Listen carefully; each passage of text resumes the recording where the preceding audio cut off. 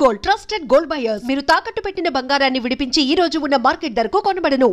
Sir వాళ్ళు complaint ఇచ్చేటప్పుడు నాగార్జున గారి మీద కూడా చర్యలు తీసుకోవాలి అని చెప్పి కంప్లైంట్ ఇచ్చారని చెప్పి విన్నాము. అసలు బేసిక్గా నాగార్జున గారు అంటే అసలు ఆయన ఎవరి జోలికి వెళ్ళరు, తన పని ఏదో తను అండ్ చాలా నిక్కచ్చిగా ఉంటారు, చాలా జాగ్రత్తగా ఉంటారు. అలాంటి మనిషి మీద బిగ్ బాస్ వల్లే ఇన్ని కంప్లైంట్స్ వస్తున్నాయి ప్రతి సీజన్లో. బట్ ఆయన మాత్రం బిగ్ బాస్ని వదలట్లేదు. దీనికి చాలామంది చెప్పేది ఏంటంటే ఆయనకి పని అంటే ఇష్టం, పనిని పనిలాగే చూస్తారని ఒక వర్గం చెప్తుంది. ఇంకో వర్గం మాత్రం బిగ్ బాస్ వల్ల నాగార్జున గారికి డబ్బులు వస్తున్నాయి, ఆ డబ్బులు వదులుకోలేక ఆయన కంటిన్యూ అవుతున్నారు. బట్ ఆయన చూడని డబ్బులు కాదు, ఆయన దగ్గర లేని డబ్బులు కాదు. సో ఆయన క్యాల్కులేషన్ ఎలా ఉంటుంది? మీరు దగ్గర నుంచి చూసిన మనిషి కాబట్టి మీరు చెప్పండి, నాగార్జున గారు ఎలా ఉంటుంది? వీటన్నిటికన్నా ఇంకా పెద్ద రిలేషన్ ఒకటి ఉంది కదా, బిగ్ బాస్ జరిగేది ఎక్కడ? ఆయన స్టూడియోలోనే కదా. ఓకే, సో అది కూడా వన్ ఆఫ్ ద రీజన్ అవ్వచ్చు. బట్ ఏదేమైనా is a comfortable zone. Bigg Boss చేయడం ఆయనకి ఇష్టం, ఆయన చూడడం జనాలకి ఇష్టం. ఇంకా ప్రతిసారి ఈ కాంట్రవర్సీస్ అనేవి వస్తూనే ఉంటాయి. వీకెండ్లో నాగార్జున గారు వస్తారు, వచ్చి ఆ వీక్ మొత్తం ఎవరైతే ఎలా ఎలా ఆడారో వాళ్ళందరినీ పేరు పేరుని అడుగుతారు. ఇక్కడ నా డౌట్ ఏంటంటే, నాకు ఇక్కడ చాలా మంది డౌట్ ఉంది, నిజంగా నాగార్జున గారు వారం అంతా బిగ్ బాస్ చూస్తారా, ఆయనకి బ్రీఫింగ్ ఇస్తారా? అంత తీరిగ్గా అయితే ఆయన లేరు, ఆయన బ్రీఫింగే ఇస్తారు ఖచ్చితంగా. ఆ బ్రీఫింగ్ కూడా అక్కడ టీం మొత్తం రీసెర్చ్ చేసి మేబీ ఇలాంటి రివ్యూవర్స్ అందరు చెప్పేవి వింటారు, అట్లా దాని కింద కామెంట్లు చదువుతారు, ట్రాల్స్ చూస్తారు, ఇవన్నీ చేసి ఫైనల్గా ఆయనకి జనాల్లో ఎక్కువగా ఏదైతే అనుకుంటున్నారు అనే దాని మీద ఆయనకి వెళ్తుంది. సో ఎప్పుడైతే జనాలు ఒకరిని బాగా తిడుతున్నారు అనుకో, నాగార్జున గారు కూడా వెళ్ళి అదే రోజున ఆ పర్టికులర్ క్యాండిడేట్ని తిట్టారు అనుకోండి, అది అడుగు అలా అడుగు అలా అడుగు అని చెప్పి జనాల్లో ఆ కిక్ వస్తుంది అనమాట. సో అది.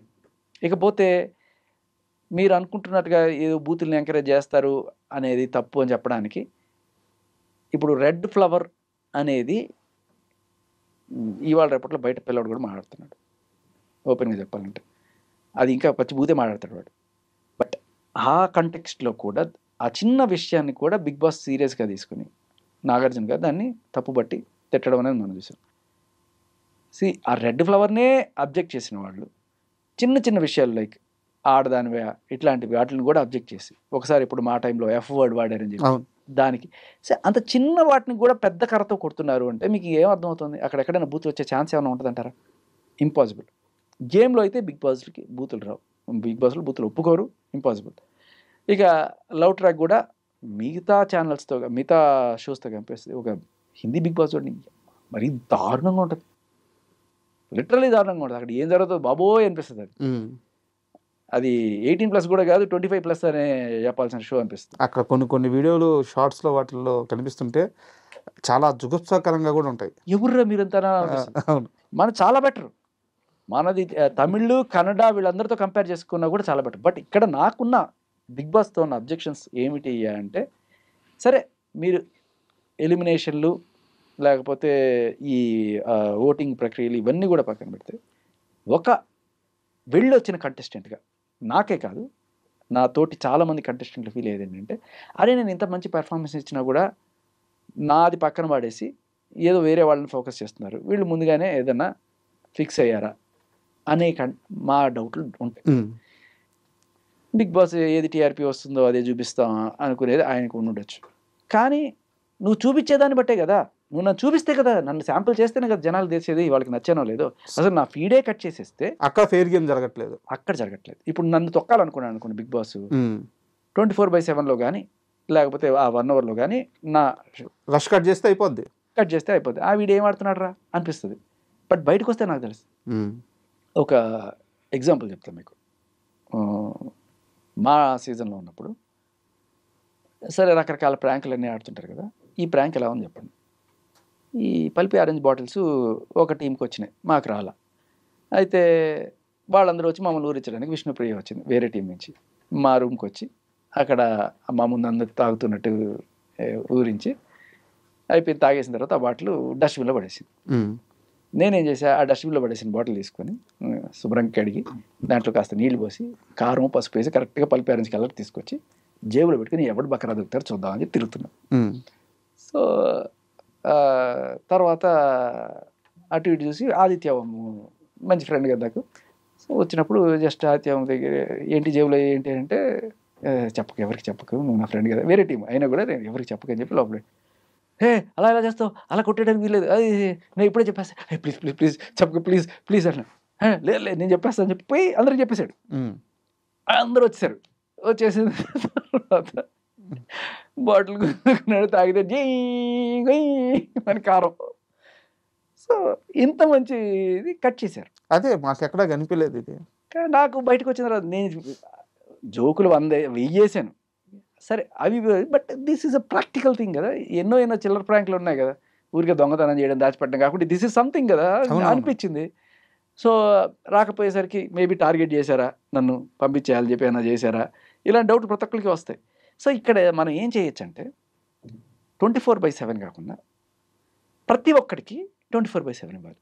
అంటే ఎలా అంటే ఇప్పుడు నువ్వు రాజా ఉన్నాడు, శేఖర్ ఉన్నాడు, సో లేకపోతే సుధాకర్ ఉన్నారు, ప్రతి ఒక్కరిని ఫాలో అవుతుంది. ఫాలో కొట్టామంటే బట్ను వాళ్ళ దగ్గర ఫీడ్ ఉంటుంది. ఇప్పుడు శేఖర్ ఏం చేస్తున్నాడు ఈ రోజు అంతా చూపించమంటే చూపిస్తుంది, రాజా ఏం చేస్తున్నాడు రోజంతా.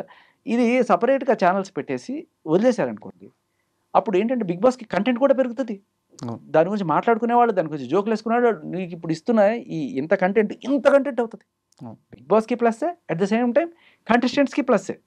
అది చూడు నేను ఇది చేశాను, నేను నువ్వు ఇంత చేసావు, ఒకవేళ ఆ 1 అవర్లో చూపించకపోయినా అక్కడ ఏమవుతుంది, ఎవరైతే ఆడియన్స్ వాళ్ళని ఫాలో అవుతుంటారో వాళ్ళు చూస్తారు, నిజంగా అది క్లిక్ అయితే అందరికీ వెళ్తుంది, రీచ్ అవుతుంది. అవును, ఈ ట్రాన్స్పరెన్సీ నేను కోరుకుంటున్నాను బిగ్ బాస్ దగ్గర నుంచి. బాగుంది. రెండోది తెలుగు వాళ్ళని ఎంకరేజ్ చేయమని చెప్పి, ఎవడో నార్త్ ఇండియా వాళ్ళు, అది కూడా కన్నడ వాళ్ళు, మలయాళం వాళ్ళు, తెలుగు రాని వాళ్ళని తీసుకొచ్చి బిగ్ బాస్ హౌస్ లోకి పంపించడం దేనికి? అది సో అది నాకు నచ్చల.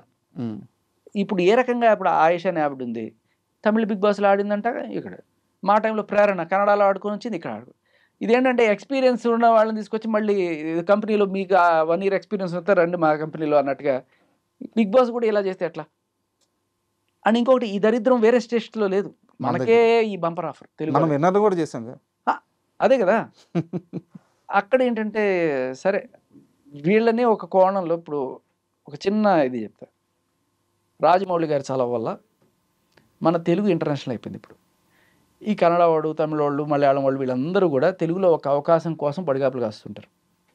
మన వాళ్ళు వెళ్ళి బెంగళూరులో నేను ఒక కన్నడ సీరియల్లో నటించాలని ఎవ్వరు తెలుగు కూడా అనుకోడు, ఎందుకంటే మనకే పెద్ద ఇండస్ట్రీ ఉంది, మనం అక్కడ పోవాల్సిన కర్మ ఏంటి మనకి.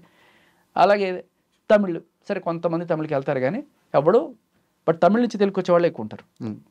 అలాగే ఈ మలయాళం అయినా సరే, ఎవరికైనా Telugu is a big thing.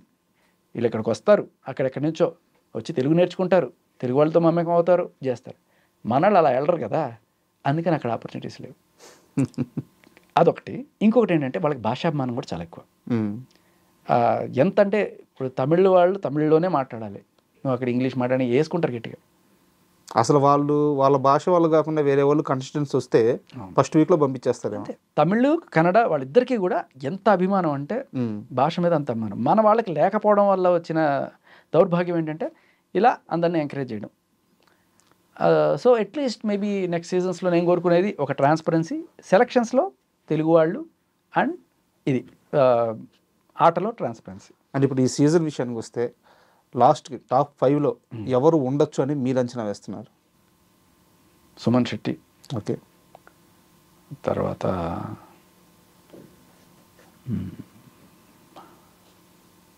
Tanuja, Emmanuel. Suman Shetty, Immanuel, Tanuja, వీళ్ళ ముగ్గురు గట్టిగా చెప్తున్నారు. ఓకే. అండ్ ఇక్కడ పవను, రీతు చౌదరి, వీళ్ళిద్దరి మధ్య అసలు లవ్ ట్రాక్ ఏంది? అది వాళ్ళు బిగ్ బాస్ అడిగి క్రియేట్ చేయించుకుందా, నిజంగానే వాళ్ళు లవ్లో ఉన్నట్టు ఏమనిపిస్తుంది మీకు? అమ్మాయి ఎందుకు అందరి ఫీలింగ్ అదే యాక్చువల్గా చాలామందికి. ఏది నువ్వు లవ్ ఆడడానికి వచ్చావా ఇక్కడికి, లవ్ ట్రాక్లు నడితే చూపిస్తారని చెప్పి అనుకున్నా. అది నిజమే, బిగ్ బాస్ లవ్ ట్రాక్లు ఆడేవాళ్ళని గట్టిగా చూపిస్తాడు. అలా అని ఎలిమినేషన్ టైంలో వాళ్ళని సేవ్ చేస్తాడా లేకపోతే అలాంటిది ఏమి ఉండదు. బట్ టీఆర్పీలు నీకు గట్టిగా వస్తాయి లవ్ ట్రాక్ వల్ల, తిట్టుకుంటూనే చూస్తారు, దీనికి ఏం పోయే కాలం అని చెప్పి చూస్తారు, ఇలా ఉంటాయి. కానీ బట్ కాకపోతే ఏంటంటే వీళ్ళ ఫుటేజ్ ఎక్కువ వచ్చేటప్పటికి నిజంగా వేరే పెర్ఫార్మెన్స్లో ఏమన్నా ఉన్నా కూడా వెనక్కి వెళ్ళిపోతాయి. మందుకన్న విషయమే తొందరగా పనిచేస్తుంది కదా. సో అలా వీళ్ళ ట్రాక్కి కాస్త బిగ్ బాస్ సైడ్ నుంచి ఉంటుంది, అంటే ఫుటేజ్. అంటే ఇప్పుడు ఈ లవ్ ట్రాక్ ఓన్లీ గేమ్ వరకే, బయటకు వచ్చిన తర్వాత కష్టం అంటారు? బయటకు వచ్చిన తర్వాత ఉండదు, ఎందుకంటే ఇప్పుడు ఏ మొక్క లేని చోట ఆముదం మొక్కే మహావృక్షం అని చెప్పి అక్కడ ఎలా ఉంటుందంటే బిగ్ బాస్లో ఏముండదు కదా, నీకు ఫోన్ ఉండదు, టీవీ ఉండదు, ఏమీ ఉండదు, జస్ట్ మనుషులు, ఇంకేం కనపడరు. అలాంటప్పుడు ఆ బాండ్స్ ఏర్పడడం అనేది క్వైట్ న్యాచురల్. అదేంటంటే ఏదో ఒక ఫ్రెండ్షిప్ లేకపోతే నువ్వు అన్నాళ్ళు ఉండాలనిపిస్తుంది, బయటకు వచ్చేద్దాం అనిపిస్తుంది, తల పగిలిపోతుంది నీకు. ఏదో ఒక తోడు ఉండాలి అక్కడ.